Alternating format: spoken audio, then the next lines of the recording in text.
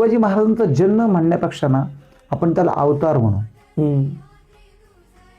कारण तुकोबारायाचा एक अभंग आहे. तुकोबाराय म्हणतात, धर्म रक्षा वया अवतार घेसी आणि आपुल्या पाळीसी भक्त जना.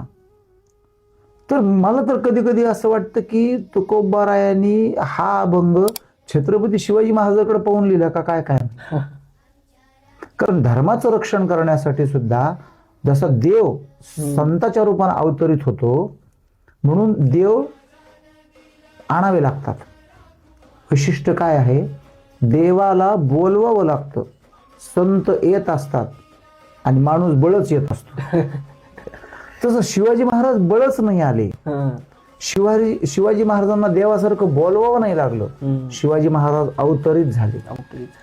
म्हणजे ते संत आहेत. संतच फक्त अवतरित होतात. आणि संत कोण आहेत? संत हे